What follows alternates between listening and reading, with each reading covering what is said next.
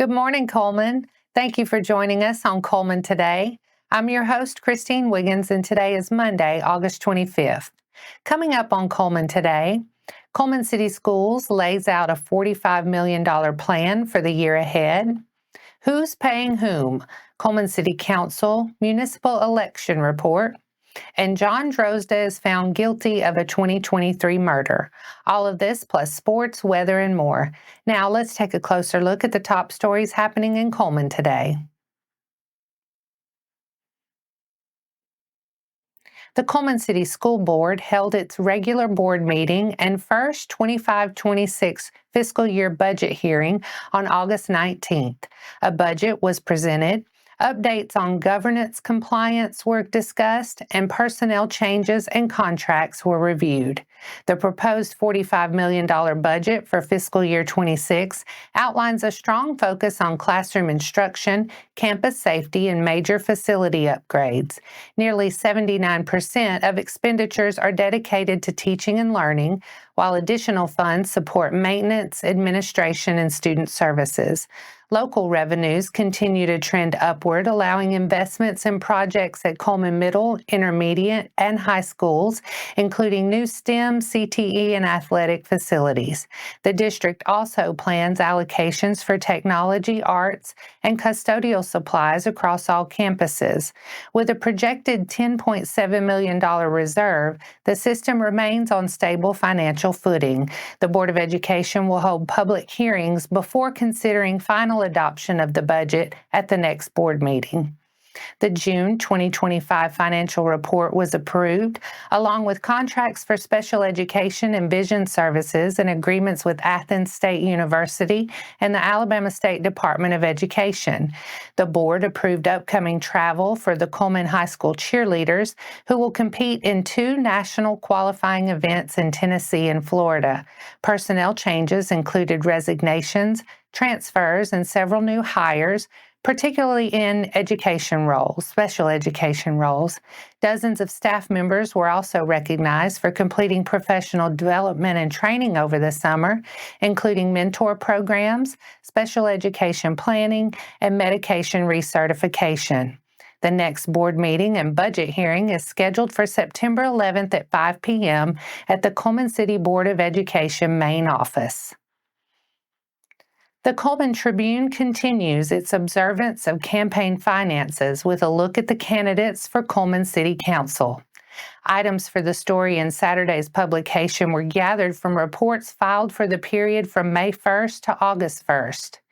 If a candidate formed his or her committee late in the campaign, the weekly report for August 2 through 8 was included. In this race, Traditions Bank has appeared as a keenly interested party, supporting one incumbent while pouring large donations into efforts to unseat other council members. In the period observed, Traditions gave $5,000 to incumbent Brad Smith, $5,000 to challenger Pete Nacetta running against David Moss, $10,000 to challenger Jason Willoughby running against Johnny Cook, and $12,500 to challenger Kim Hall running against current council president Jenny Folsom. Roy Drinkard and Drinkard Development, often large donors, also made their mark on the campaign with $2,500 to Moss and $7,500 to Willoughby. The company gave to both challenger and incumbent in the Place 5 race, $5,000 to Folsom and $2,500 to Hall. Scan the code to read the complete article with details on each candidate's campaign finances. The Cullman municipal election will take place Tuesday, August 26th. Polls will be open from 7 a.m. to 7 p.m. A Cullman County jury on Thursday, August 21st, found John Wesley Drozda, age 38 of Cullman, guilty of murder for the 2023 shooting death of Thomas James Brannon, age 37, also of Cullman. Cullman County District Attorney Champ Crocker said the verdict came after a 4-day trial, for which he thanked the jury. He also thanked the CPD for their rapid response and investigation of the crime.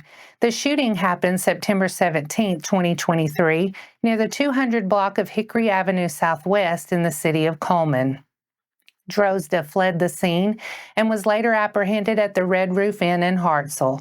On Thursday, Crocker said Cullman County Circuit Judge Emily Johnston presided over the Drozda case. Sentencing is scheduled for October 1st at 1:15 p.m. And that's all for our top stories this morning. Coming up, a rivalry for Addison, Cold Springs rolls, and Fairview blanks Fultondale. Sports is next.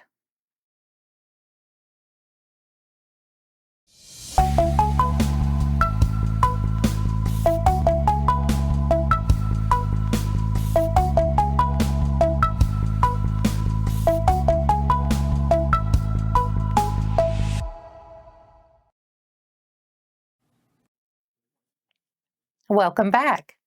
The first week of high school football kicked off with a little bit of everything.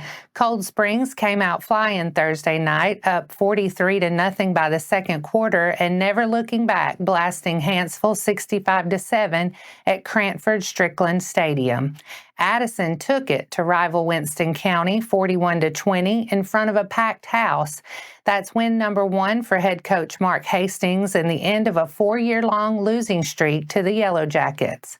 Fairview was all gas, no brakes at Fultondale, dominating from start to finish, returning home with a 48-zip win. And West Point handled its business on the road. The Warriors led 17-6 at halftime at Haleyville, then stacked 2 more touchdowns after the break to finish it off 30-6.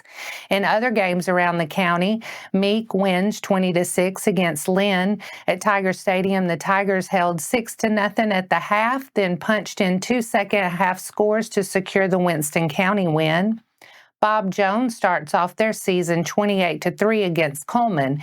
At Mark Britton Field, the Patriots built a 14-0 halftime lead, extended it to 28-0, and the Bearcats got on the board late.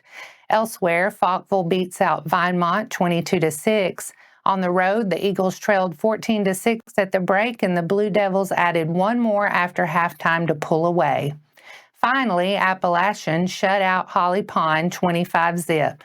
The Broncos were shut out on the road as Appalachian led 12-0 at the half and eased away in the second. And that wraps up sports for today. Coming up next, the Cullman County Sheriff's Office celebrates promotions. Hanceville students take on scams. A new business opens its doors in downtown Cullman, and Wallace State welcomes a new partner.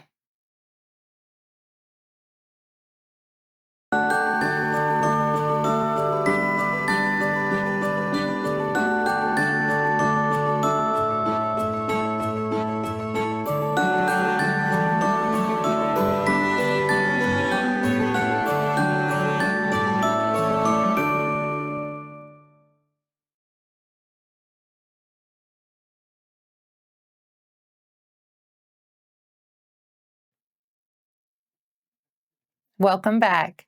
Now it's time to speed things up with a news rundown. 4 stories in under 4 minutes. The Cullman County Sheriff's Office held a promotion ceremony honoring leadership and service on Thursday, August 21st at the CCSO Training Center. Sheriff Matt Gentry said the ceremony recognized the hard work, dedication, and leadership of several outstanding members of the Cullman County Sheriff's Office team. Gentry led the ceremony, highlighting the core values he said guides the department's mission every day: honor, courage, and integrity. Promoted were Leah Drinkard, Madison Cushing, Francisca Ayala, Kevin Bowers, Jake McQuillan, Todd Reynolds. Students at Hanceville Middle School were helping protect local seniors from online scams. Mrs. Colvin's computer science class recently completed a computer safety and digital culture project, creating brochures that warn senior citizens about common scams and offer tips on how to stay safe online. To help connect the classroom project with the community, Stephanie Lawson, director of the Cullman County Commission on Aging, visited the class to share how the brochures will be used at the Hanceville Senior Center. She explained that these materials will help inform seniors about computer safety and provide them with valuable resources. The project not only gave students a chance to learn about technology and online risks, but also allowed them to serve their community by supporting older residents. Officials say they look forward to more school partnerships like this in the future. A new locally owned business has set up shop in the heart of downtown Cullman. Golden Touch Luxury Showers, led by co-owners Rita and Michael Golden, is now open on 2nd Avenue Southeast. Cullman Today reporter Annabelle House has more. A new locally owned business has opened its doors in downtown Cullman, bringing high-quality bathroom remodels to the community without the steep prices. Golden Touch Luxury Showers is the first storefront for co-owners Rita and Michael Golden. Michael, a longtime shower installer and military veteran, says they simply want to give the community a better option. Golden Touch specializes in American-made solid surface showers from the Onyx collection, known for their durability and lifetime warranties. They also offer vanities, faucets, toilets, modular closets, and garage storage systems. A budget-friendly shower line called Soak is expected to launch soon, and both veterans and seniors can take advantage of special discounts. The Goldens are also partnering with local groups to help disabled veterans access grants for ADA-compliant remodels. Rita says their mission is simple: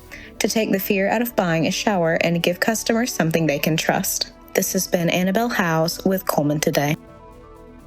Wallace State Community College has added Restore Therapy Services as its newest member of the Powerful Partnership Program and as a supporter of student scholarships. Based in Pelham, Restore Therapy has established a scholarship to assist students in Wallace State's occupational therapy assistant and physical therapist assistant programs. The funds will specifically help students during their final 2 semesters when clinical requirements often limit their ability to work. Restore Therapy is already a key clinical partner for Wallace State, providing fieldwork opportunities for students and employing many graduates. With this addition, Wallace State now has 23 businesses and industries participating in the Powerful Partnership Program.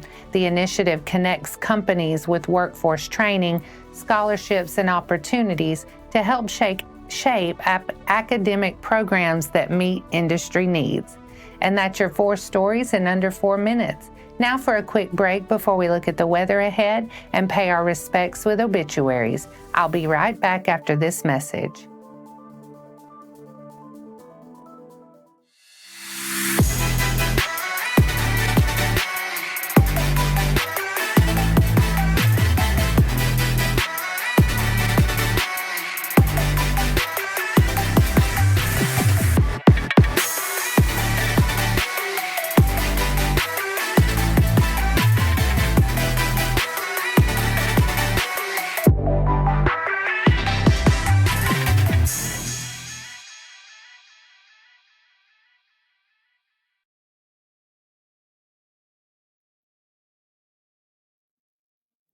Let's take a moment to pause and remember those who have lost their lives this week. Funeral service for Wanda McKeel Clark, age 84 of Cullman, was yesterday at Cullman Heritage Funeral Home. Her burial was at Chance's Crossroads.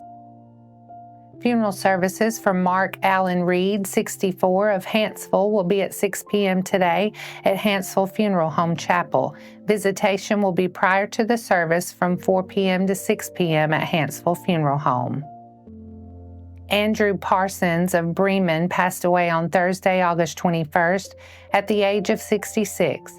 Funeral service will be held at Dilworth Church of God today at 12 p.m., and the visitation will be 1 hour prior to the service.